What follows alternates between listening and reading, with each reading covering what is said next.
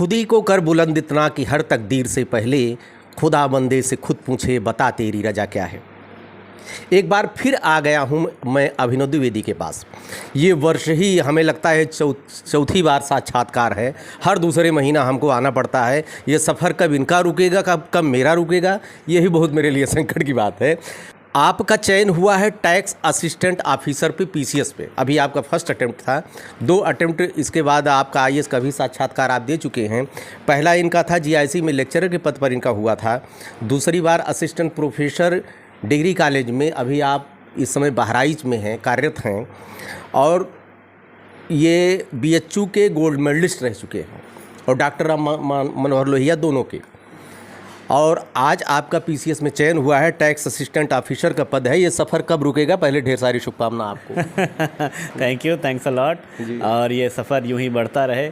आपको मैं ऐसे ही बार बार आप आते रहें घर पे। मैं आपका वेलकम करने का अवसर मुझे बार बार मिले, ईश्वर से यही अनुरोध रहेगा। Thank you. ये बताइए कि आपका साक्षात्कार 3-4 बार ले चुकी है, एक ही चीज़ रिपीट करना थोड़ा डिफरेंट हम करते हैं।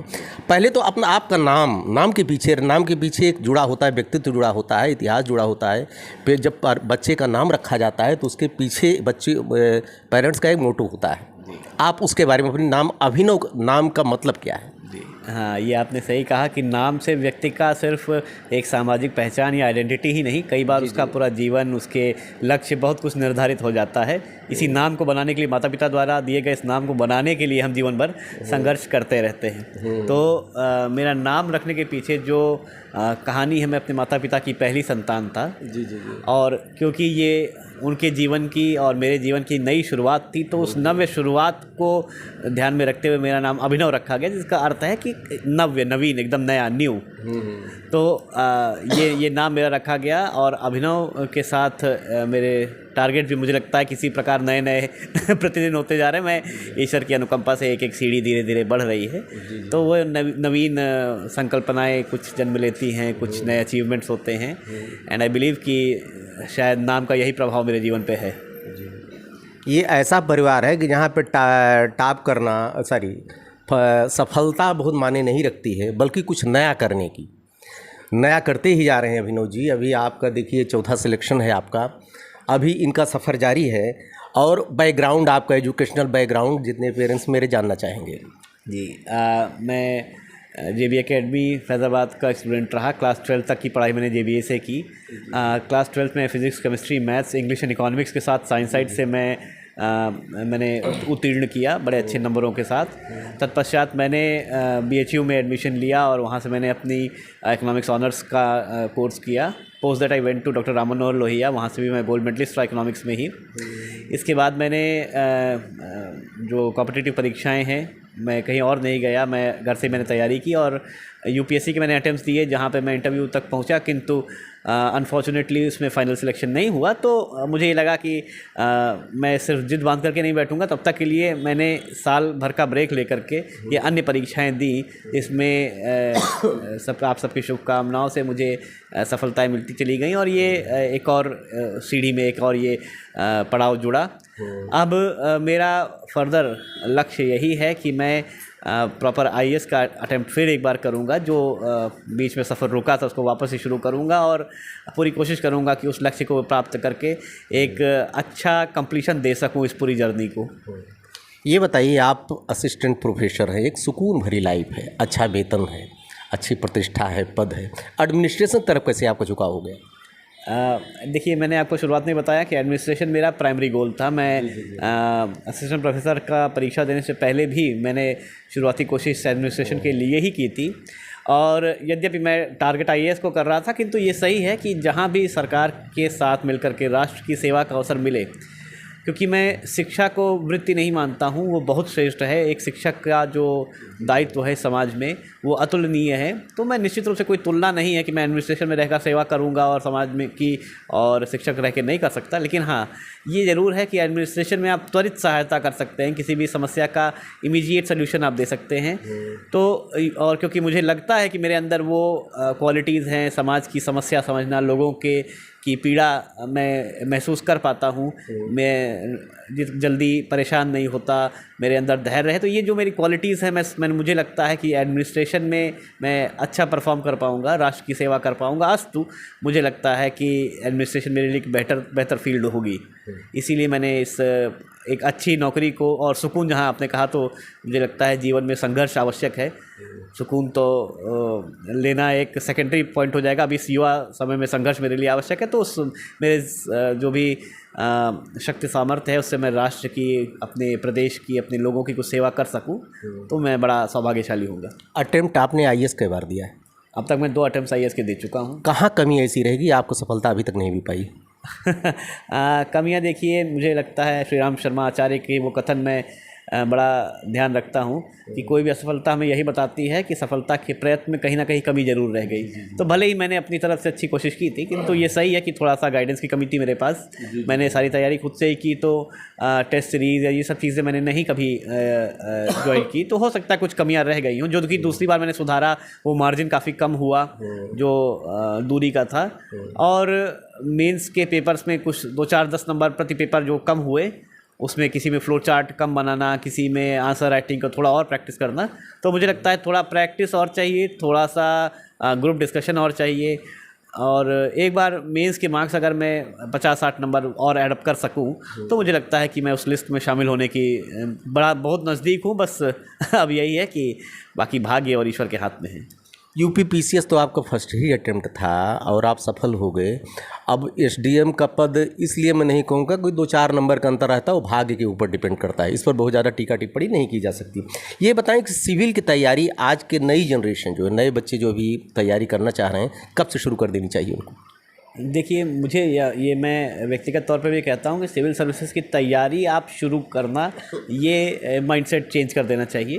सिविल सर्विसेज आपके इनग्रेन्ड होनी चाहिए। आपको ये फील होना चाहिए that you are a civil servant from a personal aptitude only. तो आपको हमेशा पूरे जीवन, जब भी आपकी समझ डेवलप हो जाए, आपको लगे कि मुझे ये करना है, वो क्लास 10th हो, क्लास 9th हो, कुछ मत पढ़िए, लेकिन अपना एप्टीट्यूड वैसे डेवलप करिए। फॉर एग्जांपल, आपके आसपास क्या घटित हो रहा है, समाज की क्या समस्याएं हैं, आपको कहीं कुछ गलत होता दिखता है, रोड पर एनक्रोचमेंट होता दिखता है, कोई सरकारी नल ख़राब दिखता है, तो आपको देख करके उसकी समस्या और उसके सुझाव, उसके सॉल्यूशंस, ये आपके दिमाग में कौंधने चाहिए। ये ऑब्जर्वेशन स्किल्स होनी चाहिए। साथ ही साथ अपनी जो कॉम्प्रिहेंसिव स्किल्स हैं, लैंग्वेज स्किल्स हैं, न्यूज़पेपर पढ़ना हो गया, करंट अफेयर से जागरूक रहना, न्यूज़ देखना, ये चीज़ें ऐसी हैं जो आप कंसिस्टेंटली करते रहेंगे, क्योंकि फैक्ट्स रटना तो लास्ट में हो सकता है, किंतु भाषा पे पकड़, लेखनी पर पकड़, ये चीज़ें ऐसी हैं जो आप एक कंसिस्टेंट मेहनत के बाद ही, जब आप लंबे समय तक ये करेंगे तभी हो पाएगा। तो जिसकी भी इच्छा हो कि मैं आगे चल कर के सिविल सर्विसेज करूँगा, तो मेरा सुझाव यही रहेगा कि उस दिन की प्रतीक्षा ना करें कि आप प्रॉपर तैयारी करने जाए तब तैयारी शुरू करूँगा। तैयारी आपकी हमेशा चलती रहनी चाहिए। न्यूज़पेपर पढ़ते रहिए, डिस्कशंस करते रहिए, और प्रॉपर तैयारी तो आखिर के 6 महीने साल भर में वो हो ही जाएगी। ये बताइए, कोचिंग की क्या इंपॉर्टेंस है आपकी लाइफ में? अभी तक तो मुझे आवश्यकता नहीं पड़ी ईश्वर कृपा से, और मैंने आईएएस छोड़ करके बाकी सारी परीक्षाओं में न सिर्फ सिलेक्शन लिया है, बल्कि अच्छी रैंक के साथ, अच्छी पदवी के साथ सिलेक्शन लिया है। और आज के समय में इंफॉर्मेशन डेफिसिट कहीं नहीं है। आपको कोई भी जानकारी मुफ्त में और बड़ी आसानी से अवेलेबल है। आप कोचिंग भी जाएंगे तो आपको समस्या होगी। आप इंटरनेट पर बैठकर कुछ भी सर्च कर सकते हैं। 2 ही चीज़ों की अब समस्या है इस समय। एक तो इंफॉर्मेशन क्रंच की जगह इस समय एक इंफॉर्मेशन सुनामी चल रही है। तो आपको उसमें से ये सॉर्ट आउट करना है कि मैं कौन सी चीज़ें छोड़ूं, क्योंकि अब समय 24 घंटे को यूटिलाइज़ करना बड़ी कठिनाई हो गई है। तो एक तो ये ज़्यादा इन्फॉर्मेशन से बचना है। दूसरी चीज़, आपको इस मोबाइल के डिस्ट्रैक्शन से बचना है कि आप जब उसको लेकर हाथ में बैठते हैं तो पढ़ाई तक ही सीमित रहें, अन्य चीज़ों पर हाथ ना फिसले। तो बस ये दोनों चीज़ें यदि आप लिमिट कर लेंगे तो कोचिंग की कोई आवश्यकता नहीं है आज के समय में। हाँ, कोचिंग जरूर आपको डिसिप्लिन देती है, एक रूटीन बांध देती है, तो उसके अपने फ़ायदे हैं, मैं ये डिनाई नहीं कर रहा हूँ। लेकिन coaching is not indispensable. It is not like if you do not attempt the coaching you will not qualify. So the fundamental fact is that you should have the discipline in your self. Information deficit is not the problem anymore. It would have been a problem 5-10 years back down the line, but in the current scenario, the information is all at your hands disposal, but the only thing is that you have to maintain the discipline for that.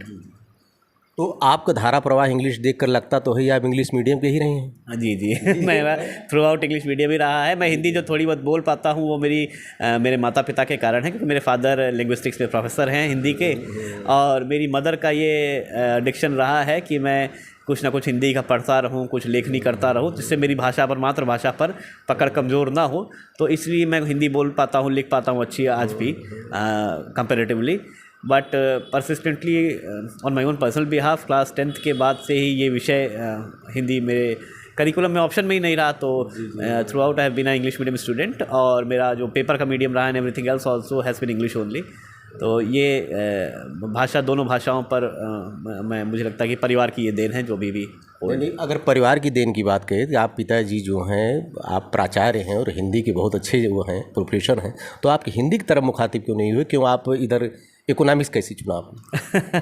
हाँ, this is an interesting thing, क्योंकि economics में see the fundamental fact is I had this teacher doctor Alok Srivastava, और he was also preparing for civil services only. जब वो हम लोग को JBA में पढ़ाने आए थे, उनके जो पढ़ाने का लहजा था, जो इकोनॉमिक्स समझाने का तरीका था, लाइफ से कनेक्ट करके, बहुत अच्छे एग्जांपल्स ले करके, और तो मुझे इंटरेस्ट सब्जेक्ट में आ गया। And once you get the interest, दूसरी बात ये भी थी कि मैं सिविल सर्विसेज करना मेरा बड़ा पुराना, बड़े बचपन का सपना था। मैं बहुत छोटे पर था तो मम्मी बोला करती थी, तो बोलते बोलते मैं भी IAS ही करने लगा था। तो ये भी था कि ह्यूमैनिटीज़ का एक अच्छा सब्जेक्ट जो मुझे पसंद था वो इकोनॉमिक्स ही था। तो इंटरेस्ट और एक्सीलेंस दोनों एक सब्जेक्ट में मिलते चले गए। इवेंचुअली उसमें नंबर भी बड़े अच्छे आते थे। तो मैं बोर्ड्स में भी मैं 9900 मार्क्स थे मेरे 12th में। तो इस तरह के नंबर जब मिलने लगे, तो फिर ये रहा कि मैंने अटेम्प्ट किया BHU को, वहाँ भी बड़ी अच्छी रैंक के साथ एडमिशन हो गया। फिर वो धीरे धीरे प्रोसीजरल होता चला गया, और इकोनॉमिक्स में आज के समय में मैं बहुत कंफर्टेबल हूँ। मैं ये भी कह सकता हूँ कि वो ऑप्शनल ही है, जो मुझे जगह जगह सिलेक्शन अच्छे से दिलवा देता है। लेकिन ऑप्शनल तो हट गया UPPCS से, IAS से। हाँ, UPPCS से ऑप्शनल हट गया।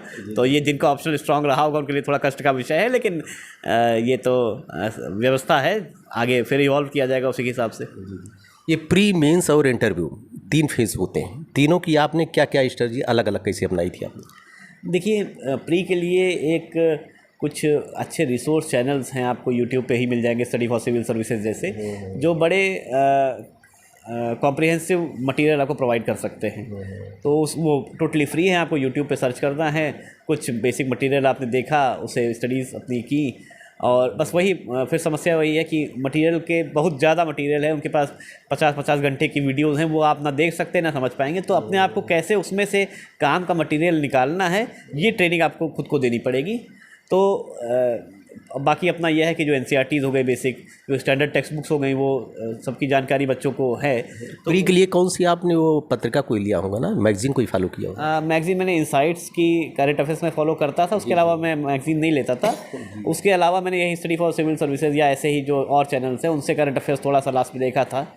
लेकिन एज सच मैंने उसके लिए भी कुछ अलग से नहीं किया था। न्यूज़पेपर और जो भी घटनाक्रम घट रहा है आसपास, वो यूट्यूब के सारे यही 2 स्रोत रहे मेरे लिए करंट अफेयर्स के। बाकी जो GS का पोर्शन है, वो जो स्टैंडर्ड टेक्स्ट बुक्स की तैयारी मैंने UPSC के लिए की थी, उन्हीं के साथ साथ मैंने ये तैयारियां की अपनी, और अच्छे मेरे मार्क्स आए। मैं प्रीलिम्स में 84, 85 क्वेश्चन, 90 क्वेश्चन तक बाई लेटेस्ट कट ऑफ निकलती है, और जो मेरे नेट क्वेश्चंस बन रहे थे नेगेटिव काट के, वो क्लोज टू 114, 115 थे। तो अच्छी खासी कट ऑफ से दूरी थी। तो ये प्रीलिम्स का हो गया। मेंस के लिए मैंने आंसर राइटिंग की थी। मैं प्रतिदिन 8-10 आंसर लिखने का टारगेट रखता था। उतना हो नहीं पाता था, कभी कभी जैसे कम हुआ, कभी 2-4 क्वेश्चन ज़्यादा हो गए, तो बट इतना टारगेट रखता था, और उसको चेक कराता था अपने दोस्तों के साथ। तो एक ये भी रहा। इंटरव्यू के लिए तो मुझे बहुत समय नहीं मिला। इधर रिजल्ट आया, 4-5 दिन के अंदर इंटरव्यू था। इंटरव्यू लिए कहीं कोई कोचिंग नहीं लिया था? हाँ, नहीं, इंटरव्यू के लिए मैं मॉक मैंने एक प्लान किया था, लेकिन वो समय इतना कम मिला कि मैं नहीं जा पाया। तो मेरे दोस्त हैं जो BHU के, आलोक, अतुल, दिव्यांशी, इन लोगों ने मिल करके बैठ कर मेरा इंटरव्यू लिया। ये लोग रात में फ़ोन करते थे, 1-1.5 घंटे का इंटरव्यू इनके साथ चला करता था। तो it's been these friends with me, जिन्होंने ये सहायता की और ये पूरी परीक्षा में सहायक रहे। इन्हीं के सहारे मेरा इंटरव्यू की तैयारी भी ऐसे ही हुई। 2 पेपर हैं, एक CSAT का है, एक चौथा पेपर आपका एथिक्स का आता है। ये दोनों पेपर की तैयारी कैसे की था? देखिए, CSAT में जो प्रीलिम्स में होता है सेकंड पेपर के तौर पे, उसके लिए मैंने कोई स्पेशल तैयारी नहीं की थी। मैंने देखिए उसमें इंग्लिश और हिंदी के पोर्शंस मैंने अटेम्प्ट किए, लगभग 40 क्वेश्चन उसके होते हैं। उसके अलावा कम्युनिकेशन स्किल्स के जनरलिस्टिक क्वेश्चंस होते हैं। मैथमेटिक्स, रीजनिंग, क्योंकि मेरा सब्जेक्ट मैथ्स रहा ही है, और तो उसमें मुझे दिक्कत नहीं हुई। तो उसके जो 33% कट ऑफ आपको क्लियर करना होता है, वो मेरा इजीली क्लियर हो गया। तो मैंने उसके लिए कोई अलग से तैयारी नहीं की थी। हाँ, ये है कि जिसको थोड़ा सा संदेह हो वो ये ज़रूर करना चाहिए कि मैथमेटिक्स पे थोड़ा सा अपना हाथ चेक कर ले, थोड़े से हिंदी के जो बेसिक कंसेप्ट्स हैं, रस छंद अलंकार हो गए, संधि समास हो गया, उनको रिवाइज़ कर ले, थोड़ी इंग्लिश कॉम्प्रिहेंशन की प्रैक्टिस कर ले, तो ये चीज़ें एडवाइजेबल रहती है और कर लेना चाहिए। और जहाँ तक बात रही एथिक्स की, तो एथिक्स के मैंने लेक्सिकन पब्लिकेशन की बुक से अपने नोट्स बनाए थे। उसके अलावा मैंने जब टेस्ट सीरीज़ ढंग से की, आंसर राइटिंग किया, तो मुझे उसमें धीरे धीरे इम्प्रूवमेंट होता चला गया और उसी आधार पे मैंने अपना मेंस लिखा था। एक प्रश्न ज़बरदस्त है इस समय, ये नया प्रश्न आ गया कि बताइए, ऑप्शनल हटा दिया गया वैकल्पिक विषय अभी यूपीपीसीएस से 2023 में, तो इसका क्या प्रभाव पड़ेगा? देखिए, मेरा विचार ये है कि वैकल्पिक विषय व्यक्ति की जो विचार शक्ति है उसको वृहत करने का काम करता था। और क्योंकि वैकल्पिक विषय आप उसको लेते हैं जिस पर आपकी एकेडमिक पकड़ होती है, तो इससे जो आपका जीएस कोर जीएस विषय है उसके अलावा आपकी एकेडमिक होल्ड कैसी है उसका भी पता चलता था। हाँ, लेकिन इसका एक डेफिसिट ये है या ड्रॉबैक ये है कि इसमें एक इक्विटेबल जजमेंट नहीं हो पाता। मान लीजिए कि आप मैथ्स जैसा विषय है तो उसमें आपको 400 में से 380 तक नंबर मिल सकते हैं, लेकिन ह्यूमैनिटीज़ के विषय में एक ये मान्यता रहती है कि 50% 60% भी नहीं पार हो रहा, टॉपर को भी 300 से ज़्यादा नंबर नहीं मिल रहे, तो वो 70-80 नंबर का गैप कभी फुलफिल ही नहीं हो पाता है। इसलिए मुझे ये लगता है कि या तो बेहतर मापदंड, बेहतर स्ट्रेटजी होनी चाहिए आयोग के पास जो उसको जो डिफरेंस बन रहा है उसको बराबर कर सके। अदरवाइज़ ये अच्छा डिसीजन लिया गया कि ऑप्शन हटा ही दिया जाए पूरी तरीके से और सिर्फ जीएस के आधार पे ही बच्चों को जजमेंट किया जाए, तो मुझे लगता है ये जजमेंट ठीक है। और बस अब यही है कि हम लोग का जो कॉम्पिटिशन रहेगा वो बहुत ज़्यादा फेयर, बहुत ज़्यादा और कड़ा हो जाएगा, क्योंकि अब ऑप्शनल वाला वो क्वेश्चन हट गया आपके पास से। अच्छा, मतलब आप ये मानते हैं कि ये ऑप्शनल हटने की वजह से अब जो बच्चे पहले से तैयारी कर रहे थे उनको नए सिरे से थोड़ा होमवर्क करना पड़ेगा? हाँ, अब क्योंकि जीएस पे फोकस बहुत ज़्यादा हो चुका है, तैयारी वहीं से होगी, साथ ही साथ यूपी के नए पेपर जुड़ रहे हैं, तो वो डेटा, वो जानकारियाँ आपको और फिर से करनी पड़ेंगी, तो हाँ, थोड़ा सा काम बड़ा ज़रूर है। किंतु मुझे लगता है कि आंसर राइटिंग के जो बेसिक फंडामेंटल्स आप फॉलो करते थे उसी को करते रहेंगे तो ऐसा कोई बहुत बड़ा चेंज पेपर में नहीं आया है। एक इस समय ये देखिए, दिन प्रतिदिन जो है पद कम होते जा रहे हैं, सरकारी नौकरी सबको मिलना संभव नहीं, और ऐसी बात नहीं कि योग्यता, कुछ लोग बैड लक भी कुछ रहता नहीं भी मिलती है। तो आप ये बताइए कि सरकारी नौकरी जिनको नहीं मिल पा रही, क्या उनको आज के समय में प्लान बी लेकर चलना कहाँ तक उचित आप मानते हैं? देखिए, प्लान बी तो लाइफ में आई बिलीव कि बहुत ज़रूरी है। आपको कभी भी, आप कोई भी लक्ष्य रखते हैं तो प्लान बी उसके साथ ज़रूर होना चाहिए, तब आपके न सिर्फ आप निश्चिंत रहते हैं बल्कि आप बेहतर परफॉर्म कर पाते हैं, क्योंकि आपके पास एक क्वेश्चन रहता है। मैंने भी आईएएस लेकर के मैं जिद नहीं बैठा कि मैं निकाल ही लूँगा, मैंने भी अपने प्लान बी फॉलो किए और एक क्लास 1 सर्विस की लेवल की सर्विस ली, ये दूसरी सर्विस है लेक्चरशिप की हो गई, तो ये प्लान बी रखना जीवन में बड़े आवश्यक हैं। दूसरी बात ये भी मैं कहूँगा कि नौकरी का टारगेट आप अगर रखते हैं, आपके उद्देश्य क्लियर होने चाहिए। यदि आपको एडमिनिस्ट्रेशन में जाना है या टीचिंग लाइन में जाना है तो एडमिनिस्ट्रेशन की बात तो अलग, बट अन्य सर्विसेज में ज़रूरी नहीं है कि आप गवर्नमेंट में ही जाएं। आप आज के समय में जो अच्छे शिक्षक हैं वो प्राइवेट सेक्टर में, प्राइवेट यूनिवर्सिटीज़ में अच्छी सैलरी पर काम कर रहे हैं और अच्छा विकास कर रहे हैं, नए नए इंस्टीट्यूट्स खोल रहे हैं। तो जो असली में जिनको अपने सब्जेक्ट पर पकड़ है, मुझे लगता है उसके लिए नौकरी की कोई कमी नहीं है। भारत में एक्चुअली ऐसे लोगों की बड़ी कमी है जो अपने सब्जेक्ट पर अच्छी पकड़ रखते हों। हाँ, ये ज़रूर है कि डिग्री लेकर के नौकरी मिल जाए इसकी कोई गारंटी नहीं है, क्योंकि डिग्री लेना भारत में आज ही बड़ा ईजी है। तो आई बिलीव कि नौकरी के लिए सिर्फ गवर्नमेंट जॉब, ये भी सही है, फैक्चुअल रियलिटी भी है कि सबको वो सरकार नौकरी दे भी नहीं सकती। और दूसरी बात ये भी है कि सरकारी नौकरी को ही नौकरी मानना ये भी एक गलत विचारधारा है। जिसकी इच्छा हो वो निश्चित रूप से तैयारी करे और निकाले, लेकिन यदि किसी की इच्छा अच्छी नौकरी करना हो, अच्छा इकोनॉमिक स्टेटस बनाना हो, तो उसके ऑप्शन आज के समय पे और भी बहुत सारे खुल गए हैं। स्पेशली सेल्फ एम्प्लॉयमेंट हो गया, जिसमें आप खुद भी नौकरी करेंगे और 10-20 लोगों को और नौकरी देंगे, तो उससे न सिर्फ आप अपनी प्रगति करेंगे, साथ ही साथ राष्ट्र को भी आप बूस्ट करेंगे। तो मुझे लगता है ये भी माइंडसेट लोगों में आना चाहिए कि सरकारी नौकरियां धन का स्रोत नहीं होना चाहिए, वो आपका इंटरेस्ट हो सकता है। ये बताएं कि साक्षात्कार जब आप देने गए थे तो कोई प्रश्न ऐसा रहा होगा जिसमें आप असहज हुए होंगे, वो प्रश्न के बारे में ज़रा डिटेल बताएं। मेरा साक्षात्कार डॉक्टर आर.एन. त्रिपाठी जी के बोर्ड में पड़ा था और असहज तो नहीं कहूँगा, लेकिन एक प्रश्न उन्होंने मुझसे पूछा कि भारत में जीवित अर्थशास्त्र नोबेल विजेताओं के नाम देना बताइए। तो आई सेड कि sir doctor Amartya Sen Indian हैं and doctor Abhijit Banerjee Indian origin के हैं। On which he counter question में कि आपने अभिजीत बनर्जी की पत्नी का नाम नहीं लिया, ऐसा क्यों? तो यद्यपि Esther Duflo is not an Indian, she is only married to doctor Banerjee, but तो मैंने उनको ये बात तुरंत वही स्पष्ट किया कि sir madam Esther Duflo is not an Indian, she is wife of doctor Banerjee, but neither she is Indian nor is she of an Indian origin. तो जिस पर उन्होंने कहा कि लेकिन उन्होंने काम तो भारत में ही किया है। तो ऐसे कि सर काम तो बहुत लोगों ने भारत में किया। तो उस पर हम दोनों के बीच में हल्की सी मुस्कुराहट के साथ उन्होंने कहा कि चलिए अच्छा छोड़िए। तो मैं क्षण भर के लिए थोड़ा सा टेकन अबैक हुआ था, बट तुरंत ही मैंने अपना कॉन्फिडेंस गेन किया कि नहीं मैं सही कह रहा हूँ। तो एक प्रश्न ये था, बाकी उसके अलावा उन्होंने सारे प्रश्न जो भी पूछते चले गए उस पर मैंने अपने मतानुसार अच्छे उत्तर दिए, और जहाँ तक मुझे लगता है वो संतुष्ट थे मेरे उत्तरों से। बाकी तो मार्क्स आने में भी 15-20 संतुष्ट ना होते तो यहाँ पहुँचते कैसे आप? सही का। अच्छा ये बताइए कि अध्यापक तो आप हैं ही, अध्ययन भी कर ही रहे हैं, इसके अलावा भी कोई रुचि है आपकी? हाँ, मैं एक दो मैं हॉबीज़ के तौर पे अपने रखता हूँ। एक तो पोइट्री राइटिंग और क्रिएटिव राइटिंग, ये दोनों चीज़ें मैं करता हूँ समय पा करके। पोएम्स लिखना हुआ अवसरों पर, या देखिए पोएम सुनाना पड़ेगा, क्योंकि आपने जो है जब पोएम राइटिंग करते हैं तो एक पोएम कोई सुना दीजिए जो मोटिवेशनल हो। मैं आपको पूरी पोएम सुनाता हूँ। मैं अपनी नोटबुक लाऊंगा तो भी आपको सुनाता हूँ, क्योंकि मेरी कविताएं लंबी होती हैं, 2-2, 3-3 पृष्ठों की होती हैं। तो मैं आपको पूरी कविता या उसका कुछ अंश पढ़ के कुछ अंश जो है सुना दीजिए। तब तक मम्मी से बात मैं कर रहा हूँ, अच्छा माता जी से बात कर रहा हूँ, तब तक आप जाके ले आ सकते हैं। जरा सा उनकी माता जी बैठी हैं, आपको कैसा लग रहा है? मुझे बहुत ही सुखद अनुभव हो रहा है और बहुत ही प्रसन्नता है कि मेरे बेटे ने ज़िले में, समाज में मेरा नाम रोशन किया और संघर्ष करके आज वो यहाँ तक आया। ये प्रभु की कृपा है। हाँ, जिस अयोध्या धाम में हम रह रहे हैं, मुझे लगता है कि मुझे प्रभु ने अपने ही जैसे राम और लक्ष्मण जैसे पुत्र दिए, जिन्होंने मेरी हमेशा आज्ञा मानी और हमेशा मेरे कहने के अनुसार ही उन्होंने अपनी शिक्षा दीक्षा में लगन लगाई और आज उस ओहदे तक पहुँचे हैं। अभी हालांकि उनका लक्ष्य जो है वो नहीं प्राप्त हुआ है, लेकिन फिर भी वो धीरे धीरे अपनी आगे एक एक सीढ़ी को आगे बढ़ रहे हैं। और मुझे लगता है कि आने वाले समय में भगवान चाहेगा, प्रभु जी चाहेंगे तो वो अपने लक्ष्य को ज़रूर प्राप्त करेंगे। आप कंप्लीट हाउसवाइफ हैं, ऐसा नहीं थी कि जिस परिवार से बिलोंग करती हैं नौकरी आपको भी मिल सकती थी, लेकिन उन्होंने अपने परिवार को प्राथमिकता दी, बच्चों की परवरिश अच्छा की। आप एक पेरेंट्स के लिए जो आजकल के अभिभावक हैं जी, जो क्योंकि बच्चे से परेशान, जो सफलता नहीं मिलती उससे ज़्यादा अभिभावक कहीं कहीं उनको डिमोटिवेट करने लगते हैं। कहीं अगर क्वालिफाई नहीं कर पाया, आगे नहीं बढ़ पाया, तो उनके लिए एक मैसेज करने को।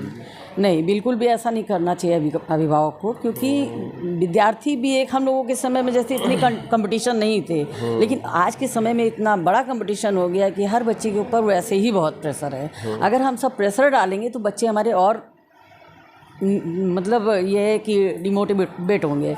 अगर बच्चों को हम मोटिवेट करना चाहते हैं तो उनके आधार पर, उनकी शिक्षा को देखते हुए कि वो क्या सब्जेक्ट लेना का चाहते हैं, वो किस तरह पढ़ना चाहते हैं। अगर उन्हें हिंदी में आनंद आ रहा है तो आप उन्हें हिंदी ही लेने दीजिए। अगर वो साइंस साइड विषय पढ़ना चाहते हैं तो उन्हें साइंस साइड जाने दीजिए। लेकिन कभी कभी कुछ घर के अभिभावकों का ये कहना होता नहीं तुम्हें साइंस साइड ही पढ़ना है, लेकिन ऐसा नहीं होना। मैंने अपने बच्चों पर कभी भी किसी तरह का प्रेशर नहीं डाला। मैंने हमेशा उन्हें यही कहा कि आप अपनी अनुसार जो भी करें वो बस अच्छा करें, उसमें पीछे ना हो। आप अगर हिंदी लेना चाहते तो आप हिंदी सब्जेक्ट लेकर अच्छे से आगे बढ़ें।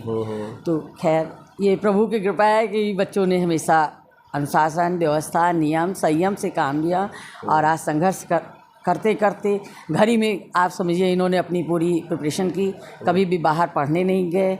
केवल इन्होंने बस वही जो प्रारंभिक शिक्षाएं हैं वो विद्यालय में ली। आज दिन तक मैंने इन्हें कोई भी कोचिंग इन लोगों ने ज्वाइन नहीं की। ये हैं अभिनव की माता जी। अभिनव जी अभी आ रहे हैं अपनी पोइट्री वाली बुक्स लेकर, कॉपी लेकर, उनसे बात करता हूँ। ढेर सारी शुभकामनाएं आपको। तो मैं यही मानती हूँ कि कोशिश करने वालों की कभी हार नहीं होती। जी। तो व्यक्ति को कोशिश करनी चाहिए और अभिभावक को सदैव अपने बच्चों की लगन के अनुसार ही उनको पढ़ाई के लिए प्रेरित करना चाहिए। और उनको यही है कि जो वातावरण और संस्कार हम देंगे, बच्चे हमारी उसी राह पर धीरे धीरे चलेंगे। धन्यवाद। देखिए कि अभिनव जी आ गए अपनी पोथी पत्री लेकर किताब कलम दवात और अभी पोइट्री इन्होंने लिखा है। मैंने कहा भैया थोड़ा मोटिवेशनल कुछ सुना दीजिए, तो हमारे निवेदन पर आपने स्वीकार कर लिया और आप सुनाने जा रहे हैं। हाँ, क्या है अभिनव जी बताएं। जैसे गोस्वामी तुलसीदास ने लिखा था ना कि स्वांता सुखाए तुलसी रघुनाथ गाथा भाषा निबंध मति मंजुल मातन होती, कि मैं जब भी लिखता हूँ अपने स्वांता सुखाए के लिए लिखता हूँ, समाज के लिए नहीं लिखता हूँ, किसी के दिखाने के लिए नहीं लिखता हूँ। तो उसी प्रकार मेरे भी मन में जब भाव आते हैं या कुछ ऐसा घटना घट रही होती है और समय होता है, तो मैं कोशिश करता हूँ कि कुछ उस पर 2-4-10 पंक्तियाँ लिख दूँ।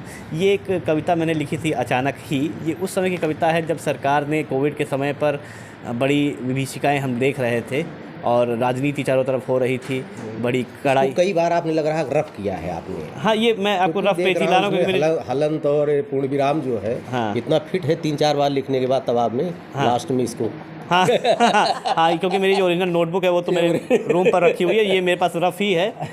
इसके बाद और इसमें कुछ एडअप हुआ है। रफ भी और ये लग रहा है ये रफ नहीं है। हाँ इसके भी 3 रफ कर चुके हैं आप। हाँ जी।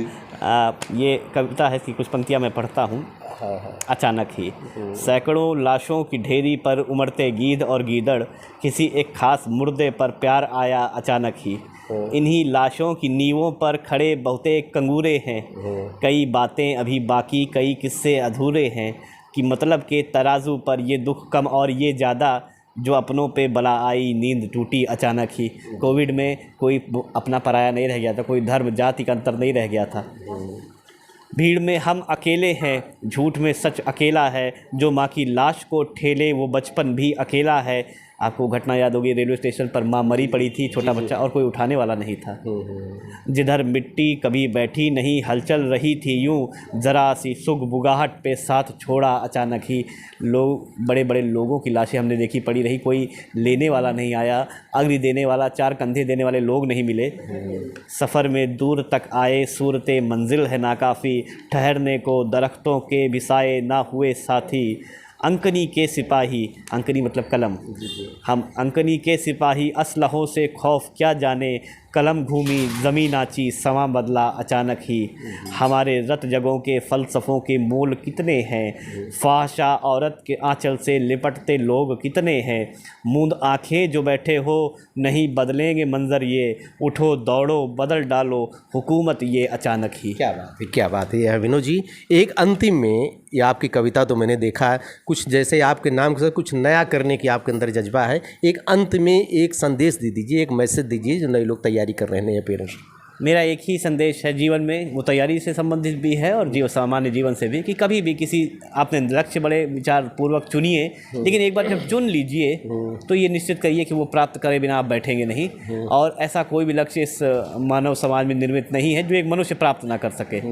इसका मतलब ये नहीं है कि आप जिद बांधिए, आप एक अच्छा डिसीजन लीजिए, बट कभी भी हताश होकर के मत छोड़िएगा।